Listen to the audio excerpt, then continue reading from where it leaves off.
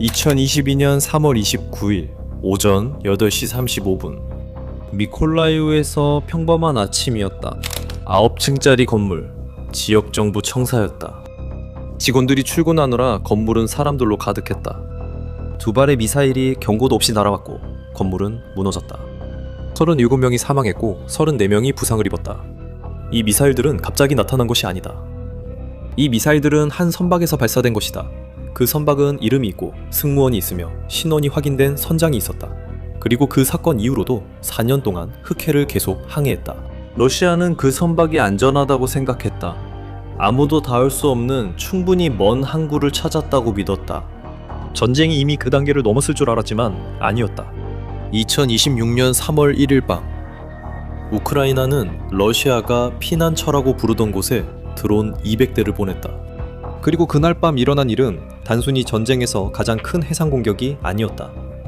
앞으로 몇 달간의 전쟁 양상을 바꿀 사건이었지만 거의 아무도 이에 대해 이야기하지 않고 있다. 이 영상에서 여러분은 실제로 얼마나 많은 것이 파괴되었는지, 그리고 푸틴이 왜 걱정할 만한 충분한 이유가 있는지 알게 될 것이다. 하지만 우크라이나가 어떻게 그곳에 도달했을까? 그리고 왜 러시아는 대응 못할까?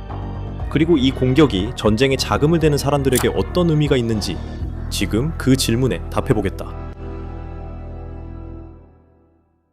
신문에 점수만 나왔지만 여기선 경기를 이해할 수 있어. 문제가 된 배의 이름은 아드미랄 에센이야. 이 군함은 칼리브르 미사일 8개를 탑재한 전함으로 러시아가 우크라이나 도시를 공격할 때 사용하는 것과 같은 미사일이야. 하지만 이 배를 함대의 다른 어떤 배와도 다르게 만드는 것은 무장이 아니라 바로 그 배의 이력이야.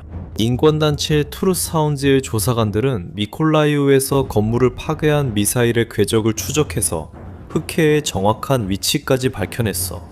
그 좌표는 공격 당시 아드미랄 에센의 위치와 일치했고 함장인 알렉산드르 스미르노프가 직접적인 책임자로 확인됐어. 조사 결과 그 공격은 전쟁 범죄로 결론지어졌어. 그 이후에도 아드미랄 에센은 계속 작전을 수행했지. 2022년 4월에는 오데사를 공격했어. 우크라이나의 도시와 인프라를 대상으로 한 폭격에도 참여했어. 러시아는 이런 일들에 대해 한 번도 책임을 진 적이 없어. 그리고 대부분 사람들이 모르는 한 가지 사실이 있어. 2022년 4월 3일 우크라이나는 넵튠 대함미사일로 아드미랄 에센을 명중시켰어. 그 배는 손상을 입었지만 수리를 위해 항구로 돌아갔고 계속 항해를 했어. 2026년 1월 러시아 군사법원은 에센을 공격했던 우크라이나 장교를 공식적으로 기소했어. 그가 재판에 출석하지 않았음에도 불구하고 법원은 2,800만 달러의 배상을 요구했어. 이게 무슨 의미인지 잘 생각해봐. 러시아는 30명을 죽인 배를 변호하기 위해 법정에 갔고 그 배를 침몰시키려 했던 사람에게 보상을 요구했어. 아드미랄 에센은 살아남았지. 러시아 함대가 아무런 대가 없이 원하는 대로 행동한다는 불쾌한 느낌. 그것을 상징하는 존재로 계속 남아있었어. 하지만 3월에 무슨 일이 있었는지 말하기 전에 러시아가 왜 그렇게 자신만만했는지 이해할 필요가 있어. 흑해 함대의 역사적인 근거지는 점령된 크림반도의 세바스토폴이었어. 하지만 우크라이나는 드론과 미사일, 그리고 러시아가 불가능하다고 했던 공격들로 그곳의 함정들을 하나씩 파괴해 나갔어. 2023년 9월 세바스토폴에서 공격으로 흑해 함대의 본부 자체가 파괴됐어. 러시아는 결정을 내렸어. 가장 귀중한 함정들을 세바스토폴에서 330km 이상 떨어진 러시아 영토의 항구인 노보로시스크로 옮긴 거야. 당시 우크라이나가 사용하던 미사일의 사정거리 밖이었고 현대적인 방공 시스템으로 보호받고 있었지. 피난처였지. 2024년 3월 우크라이나군 정보국 대표가 직접 말했지. 우크라이나는 기다리지 않을 것이다. 2025년 9월 우크라이나 해군 대변인은 더욱 직접적으로 말했어. 우리는 그들을 그 안에서 파괴할 것이며 그들도 잘 알고 있습니다. 러시아는 2번 모두 들었지만 아무 조치도 하지 않았어. 하지만 그러고 나서 2025년 12월이 찾아왔어. 더 이상 무시할 수 없게 됐어. 2025년 12월 14일 우크라이나는 현대 해군 전쟁 역사상 한 번도 없었던 일을 해냈습니다. 우크라이나 보안국은 노보로시스크 항구 안에 수중 드론을 투입했습니다. 드론은 러시아가 항구 입구에 일부러 침몰시킨 선박들과 부유장벽 아래로 항해했습니다. 바로 이런 종류의 공격을 막기 위해서였습니다. 목표는 약 4억 달러로 평가되는 B-271 콜피노 잠수함이었습니다. 드론이 도착해서 폭발했습니다. 위성 사진에는 콘크리트 부두에 9m 크기의 분화구가 나타났습니다. 잠수함은 정상 수위보다 1m 이상 아래에 있었는데 이는 내부에 물이 들어찼다는 신호였습니다. 영국 국방부가 이를 확인했습니다. 콜피노는 아마도 더 이상 스스로 항해할 수 없었을 것입니다. 역사상 처음으로 수중 드론에 의해 무력화된 잠수함이었습니다. 러시아는 이제 노보로시스크에 있는 자국 함정들이 안전하지 않다는 것을 알게 되었지만 그럼에도 불구하고 함정들을 이동시키지 않았고 우크라이나는 그 공격에서 배운 모든 것을 기록했습니다. 2026년 3월 1일 밤 200대의 드론, 이 공중과 해상으로 동시에 노보로시스크를 향해 이동했습니다. 러시아 군 통신을 모니터링하는 텔레그램 채널은 방공부대가 그 무리의 도착을 포착했다고 보도했습니다. 200여 대의 드론이었습니다. 그때 이례적인 일이 벌어졌습니다. 러시아 국방부는 침묵을 지켰습니다. 러시아는 우크라이나가 공격할 때마다 성명을 내는 습관이 있습니다. 몇 대의 드론을 격추했는지, 공격이 실패했는지, 피해가 최소였는지 등을 발표하죠. 이번엔 말이 없었습니다. 성명이나 공식 입장은 없었습니다. 침묵이 모든 것을 확인시켜 주었습니다. 그날 밤 5척의 군함이 공격을 받았고 그 중에는 아드미랄 에센도 있었습니다. 위성 사진은 선박 중앙 부분에 추격이 있었음을 확인해 주었습니다. 18시간 동안 계속된 화재로 전투 전자 시스템과 조준 레이더가 파괴되었습니다. 우크라이나 보안국은 이 선박이 칼리브르 미사일을 발사할 수 있는 능력에 심각한 손상을 입었다고 밝혔습니다. 미콜라이오에서 37명의 민간인을 사망하게 한 그 선박은 자신이 탑재한 미사일 한 발보다도 저렴한 드론에 의해 무력화되었습니다. 하지만 그 5척의 선박은 이야기의 시작에 불과합니다. 셰스카리스 석유 터미널에 대해 들어본 적 있습니까? 아마 들어본 적 없으실 겁니다. 대부분이 그것이 무엇인지 설명하지 않으니까요. 하지만 셰스카리스를 이해하는 것은 이번 공격이 러시아의 선박 손실보다 훨씬 더 오랫동안 타격을 줄 이유를 이해하는 것입니다. 셰스카리스는 러시아가 전 세계에 판매하는 석유의 약 20%가 통과하는 곳입니다.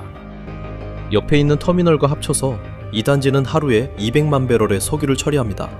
이는 지구상에 존재하는 모든 석유의 약 2%에 해당합니다. 정말 엄청난 양입니다. 3월 1일 밤 드론이 터미널에 있는 7개의 석유 선적 지점 중 6곳을 파괴했습니다. 7개 중 6개, 90%입니다. 단 한 곳만 작동하면서 터미널은 사실상 멈춰섰습니다. 러시아는 약 7일 동안 하루에 약 50만 배럴을 잃었습니다.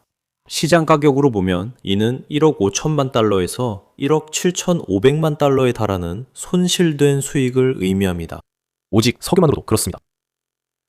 이 소식이 시장에 전해지자마자 전 세계 원유 배럴 가격이 2% 올랐었습니다.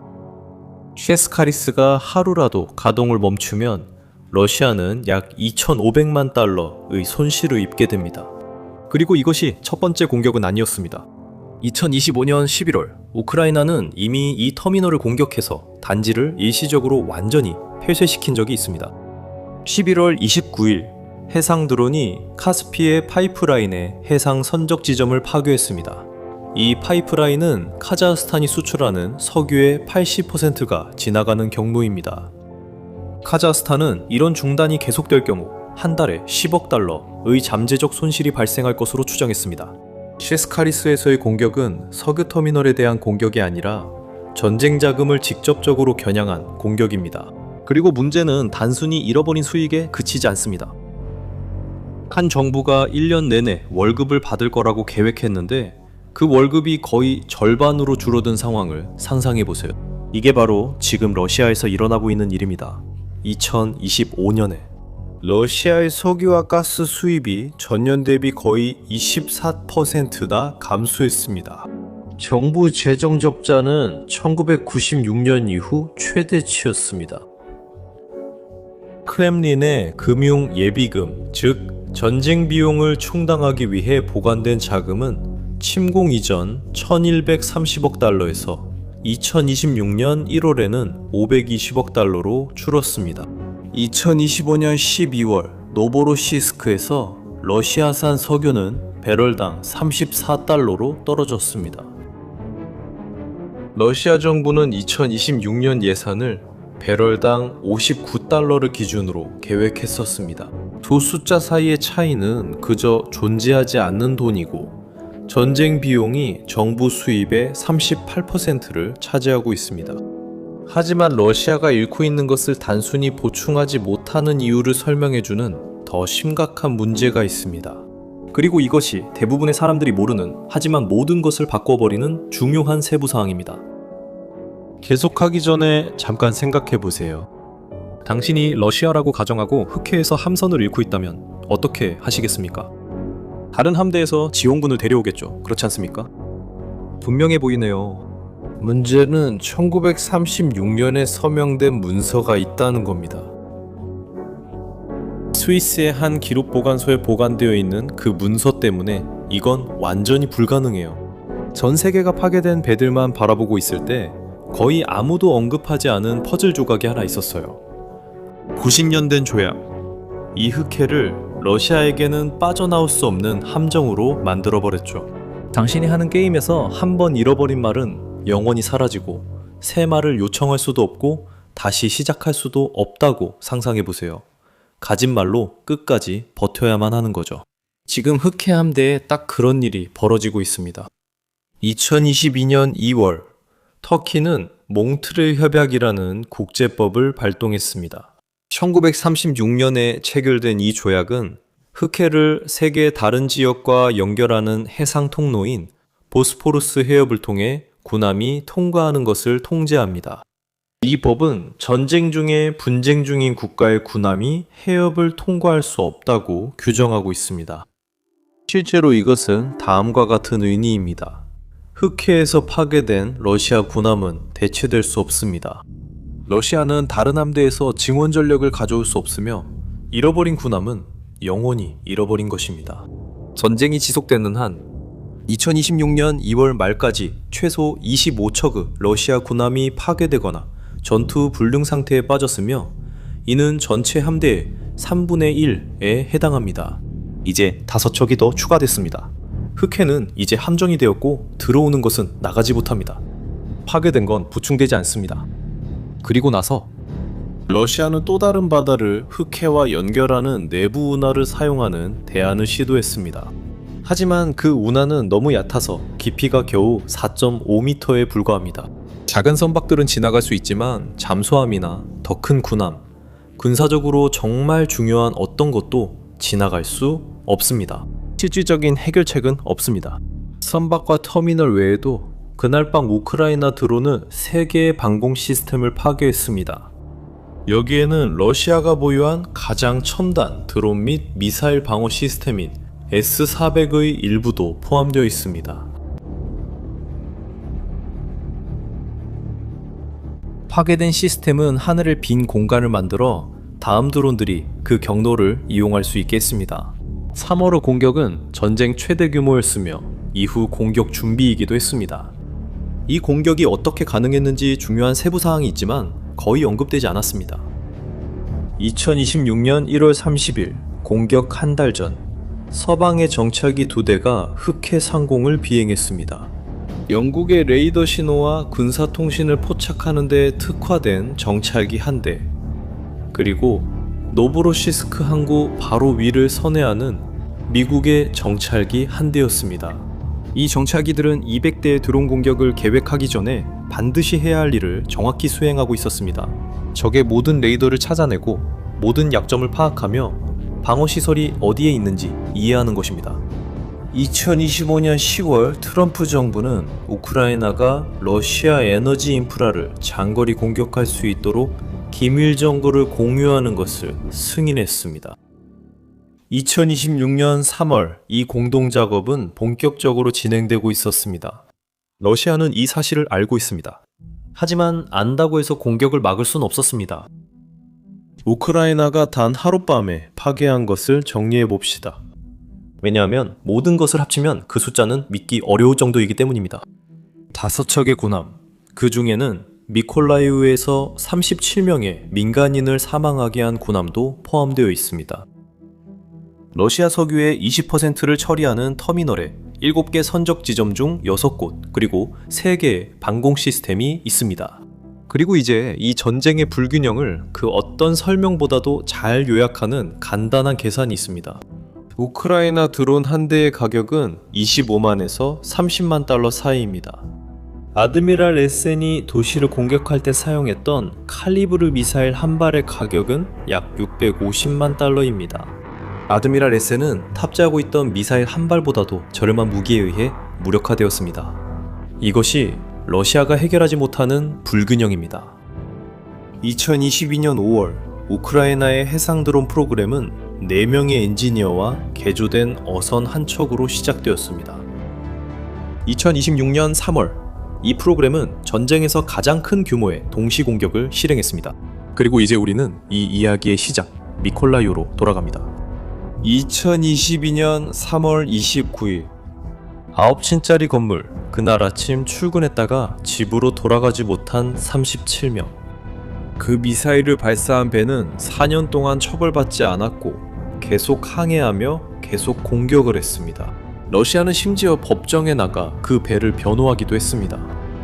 2026년 3월 1일 밤, 그 배가 실었던 미사일 하나보다도 저렴한 드론이 그 배에 도달했습니다.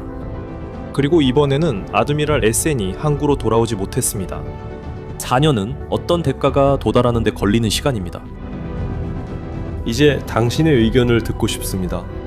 러시아가 흑해 상황을 뒤집을 수 있다고 보십니까? 아니면 해상 전쟁이 이미 결정됐다고 생각하십니까? 댓글로 남겨주세요. 궁금합니다.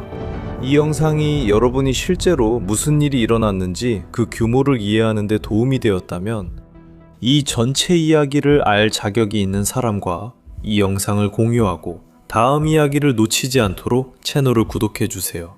다음에 또 만나요.